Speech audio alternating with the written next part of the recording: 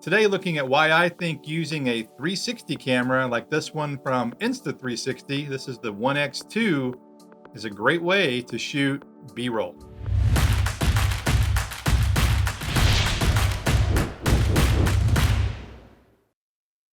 A couple years ago, I was introduced to the original Insta360 1X, and I took it on a trip with my family to Disney World.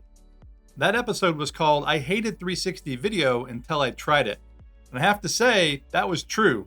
It's definitely one of those things that you don't really realize how cool it is until you give it a try. And the main advantage to using a 360 camera when shooting B-roll or really shooting anything is this. I'm in the Insta360 Studio app here on my desktop. And whenever you shoot 360 video, you obviously shoot 360 degrees, everything around. This was some stuff I shot on the beach. I'm driving forward in the car. I'm also getting the ocean. I'm also getting behind my car. And then, of course, the other side of my car. And then you can see down at the car. You can see up to the sky. And so ultimately, you're shooting with one camera and getting a variety of different angles. So not only does that speed things up for you while you're shooting, but also gives you so many unlimited choices in post-production. Before we dive into the editing, I just wanted to quickly look at the camera because this newer camera, this newer model has been updated and it's really nice. Now it has a touch screen on here that you can actually see the entire 360 shot that you're doing. One other thing you can do is you can switch it from 360 to a traditional shot like I just did there, which is like a selfie shot, and it's only shooting half now. I guess it's 150 degrees, and then you can flip it around, or you can go back to 360. So it just makes it more versatile, more like a GoPro in that sense. So if you don't want to shoot 360, then you can shoot in those other modes. The other thing is this is waterproof, and the body is thicker and a little more robust than the original, and it also has better battery life. So now let's quickly go over different ways to edit the footage that you've actually shot. And really, that's where the magic happens using a 360 camera. So the best way to edit, probably the easiest way, is using their app. And I said best, that is subjective, but you have the most features I found using the app on your phone. And so I've already connected the phone via Wi-Fi to the actual camera. So right now I'm editing from the camera. These have not been downloaded to my phone. If you wanted to edit faster, you could download them, I found, but you can still do quite a bit just like this.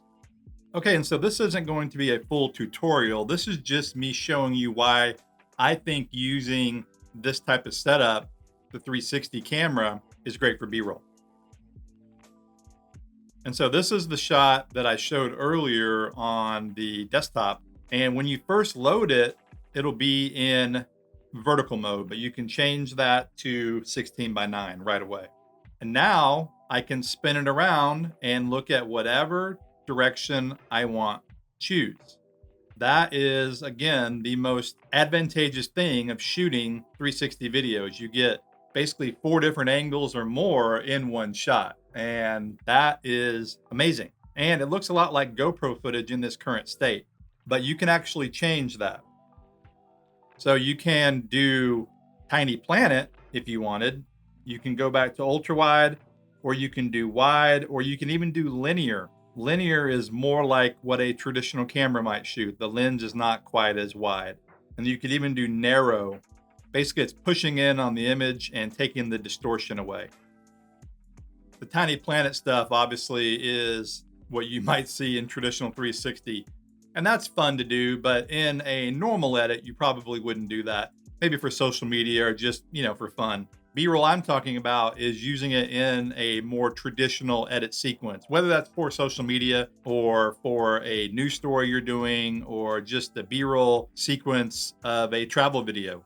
Again, just to stress, the really cool thing is not only do you have all these different shots you can choose from, you can also make the camera look different, like you shot it with a more traditional camera. And that's an important point. The one other thing I wanted to show in the app that is exclusive to the app is a feature called multi-view. And so what multi-view does is allows you to add a second view up in the corner, almost like the Filmic Pro Double Take app. So that way, if you were shooting something forward facing, it would show your reaction and the footage that you're shooting going forward. So it's looking two different ways. Now, this is cool. It's a picture in picture. This particular shot doesn't work well for that, but you can see me skimming through it and you can see it plays back in real time there. You could also do this, which is side by side, a split screen. And again, imagine if you had, that was your face and this was your point of view going like that. But here is one thing that you could do that I actually find to be very interesting. You can go to car multi-view. And so now it's the same thing, but you're getting the front and back view of how you were driving. And so now when you play it, you're getting two shots in one. You're getting two shots in one with the other stuff too, but with that right there, you're getting an exact front and an exact rear view of the shot. And so if that was on the dashboard, that would be a shot of you driving in the car and then the point of view where you're driving. Or another use might be if you're recording an interview or even doing a podcast interview. That way you would instantly have a front and a back shot with one camera. And the one thing I didn't mention is this is shot in 5.7K. So it's a large image and you have a lot of room to play with. So the app is really powerful. And then after you did your edits, you would then export those clips, then edit in another program if you were doing that, or if it was a one-off, you could just use the clip like that. And so for the next way I'm going to edit, I'm on a desktop computer and I'm using their Insta360 Studio. So I connected the actual camera via USB to the computer and I copied the files across. The other way, editing on my phone, I did it wirelessly. But for this method, I find it's the best way to transfer the files. All right, now I'm back on my desktop using a Mac Mini, an M1 Mac Mini, and the Insta360 Studio app. And just like the phone version, you have a lot of control over how you can use these clips. And just to reiterate, you can choose any angle you want. And in here as well, you have the different ways you can show the footage or how the footage is displayed. This is the standard. Here's Tiny Planet, and you can really get a feel for how that looks within this app. And this also has Crystal Ball, which kind of looks like a peephole. And then they call this natural. It's probably the one I would choose if I'm doing more traditional B-roll. And then they have flat, and flat just shows the entire 360 look before it's all like stitched together, so to speak. Natural view though is what I'm going to play with. And then what you would do is you could come through here and pick the particular shot you wanted, and you can actually edit this and just export that one clip however you wanted. Or you can go through this and set keyframes. And so let's just say for grins, I'll put a keyframe there. And then you have a lot of different control where you can actually adjust the roll angle, adjust the tilt. Now you can do this up here with your cursor as well, but occasionally it might be nice to come down to these controls and be more precise.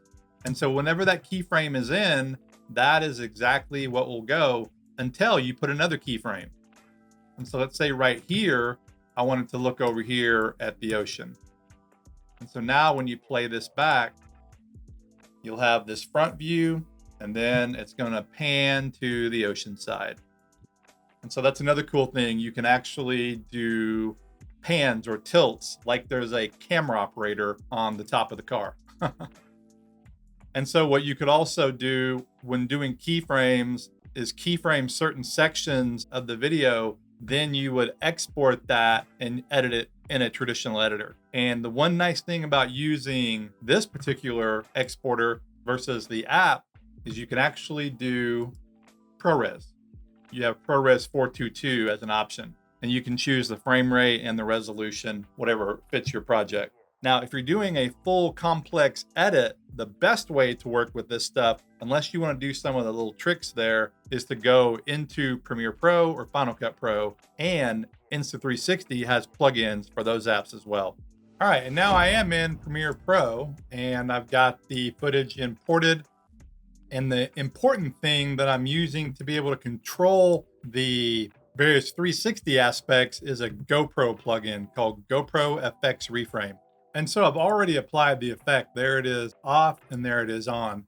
While Insta360 has a plugin that allows you to import footage into Premiere Pro, although at the time of this recording, it doesn't work on M1 Max. And so I had to transcode this footage to ProRes actually using the 360 Studio. Once you're in Premiere Pro, you also work with this GoPro Reframe plugin to act like it did on the phone or in the 360 Studio.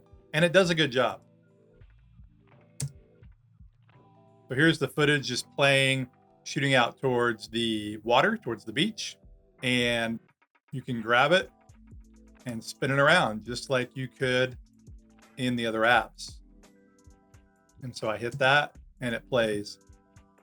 And so again, having the ability to choose these shots in post-production for a traditional edit, not a 360 video, you're using this going out to HD or 4K, whatever you want to go, not 360. It's really awesome to give you all the flexibility in post-production. And so not only can you spin it like that, you can zoom in and out, you can tilt, you can actually grab the corners and warp or de-warp the edges. And so you have a lot of control in Premiere using the 360 footage in combination with this GoPro plugin.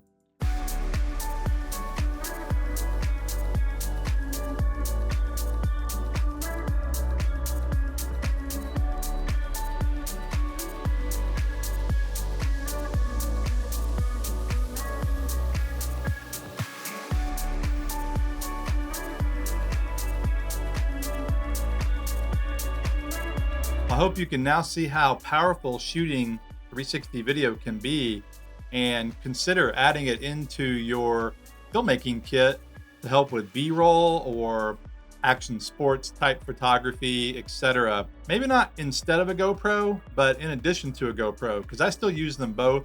And I think they're both very solid options. But having the incredible shot flexibility with the 360 camera can really set it apart. Thanks for watching, guys. This is Blake Calhoun. Please like, subscribe, and I will see you in the next video.